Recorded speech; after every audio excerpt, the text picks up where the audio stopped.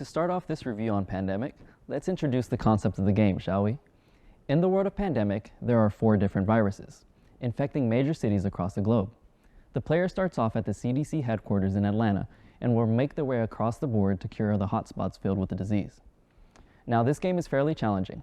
The setup seems as if it's a lot. Setup took a few YouTube videos for my group, as it's easy at first to be confused. Everyone starts off with a roll card, and with a few player cards after the board has been set up. With the infection deck, the players take action in order to cure the diseases raiding the land. The main goal is to find the cure for the 4 main infections. Of course, this isn't made easy. It's supposed to be done while simultaneously revealing one of the infection cards at the end of each turn, adding more and more chaos to the board as the infections reach across random cities, as my friends and I quickly found out. As the game progresses, more and more outbreaks happen, leading into the outbreak counter increasing, and to the potential loss of the game. There are multiple ways to lose at this game, and only one way to win: cure all of the diseases. That's my take on Pandemic, and it certainly cured my boredom. Stick around for more. Welcome back, nerds. Now it's time to talk about a beloved apocalypse that recently hit the market.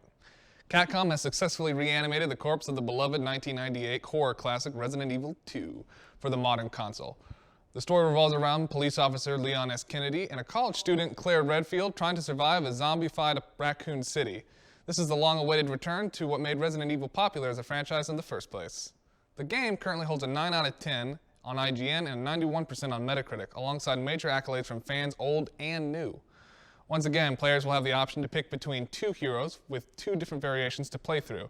I personally found Claire's story more entertaining, but Leon's is still fun in its own right, just lacking personal stakes. The story takes itself more seriously than its predecessors, but still bounces some fun dialogue like the other titles.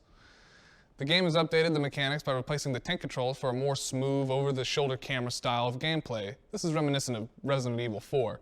But don't worry, it still has a familiar claustrophobic atmosphere and tight level design that made the original a staple of the survival horror genre. What contributes to said horror is the incredible difficulty. For example, the undead stay restless, so it's hard to get a clear shot of your target, so be careful when aiming, as the player has a limited arsenal for traversing the Raccoon City. The game, however, gives you an option of weapon based on your play style, whether it's at distance or up close and personal. This Resident Evil doesn't just play great, it looks great too. Borrowing from the 7th entry of the Resident Evil series, the graphics here are dolphin skin sleek, with superb polish on all the gory details as far as your ghoulish eyes can see. From the blood to the dirt, everything is rendered to amazing detail to show off the capabilities of the modern graphic engine. Altogether, it creates an unforgettable dark atmosphere that will leave you with a chill that you can't shake. How Capcom managed to pull this off is beyond me, but considering they seem to have found their stride with all these last games, I'm looking forward for more. If I'm not torn limb from limb first.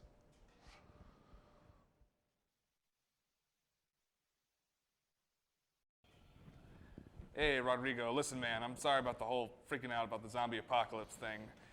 Panicking didn't really fix anything. It's okay, man. Everyone has their own coping mechanisms, and to be honest, I've been hiding my fear this entire time. I'm actually terrified and fearing for my life. Yeah, the whole thing isn't great, but at least we got 22 minutes of good content out of it.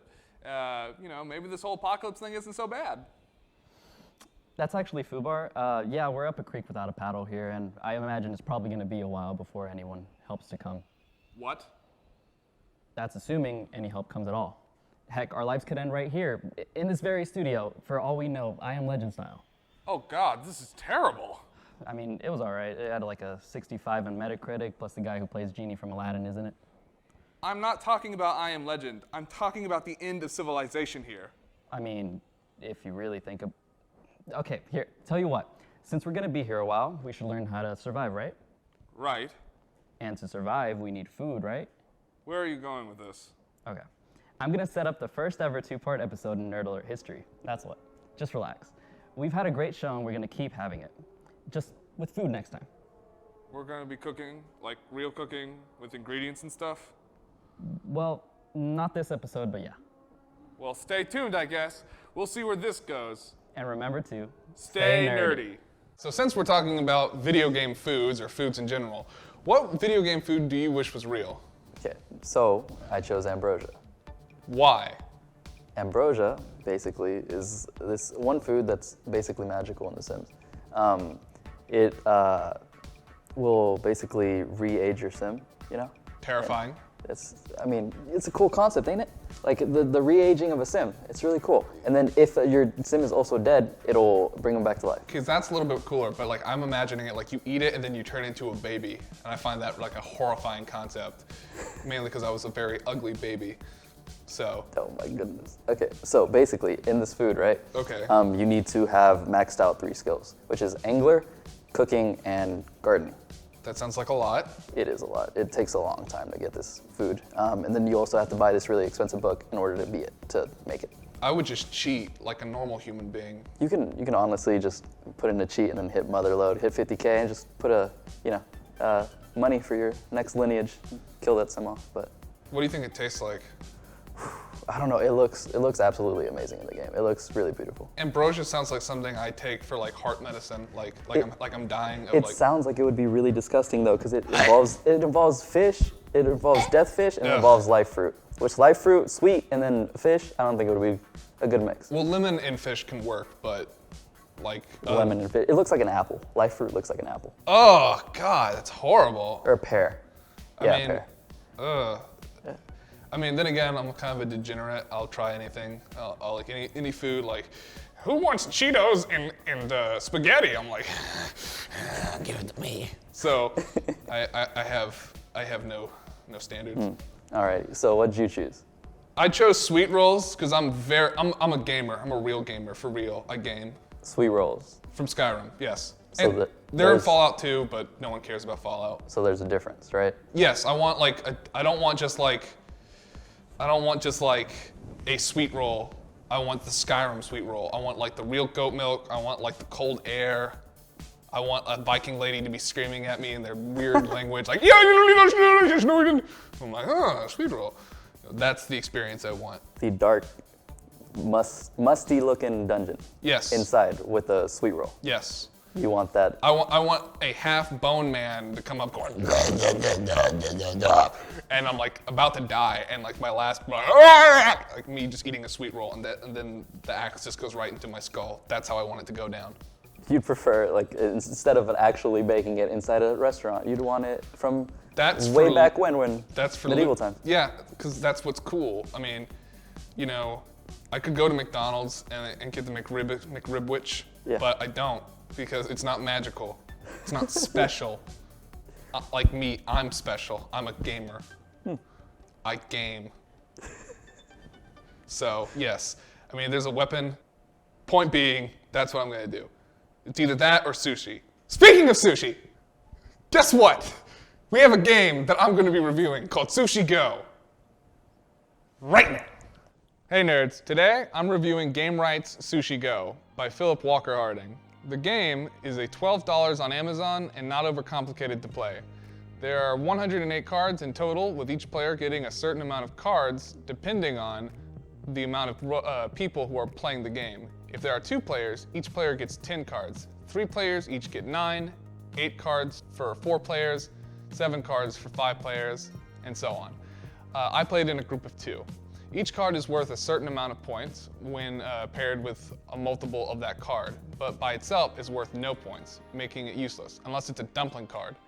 Thinking ahead is key to the game, as well as hoping the player doesn't think the same thing you are. One of the exceptions to this, like I said, is the dumpling card, which can get you points even if you only have 1 of it, but can still increase your points by the amount you have, like the rest of them. These are always safe bets for points. The other Nagiri cards have to have a certain combination.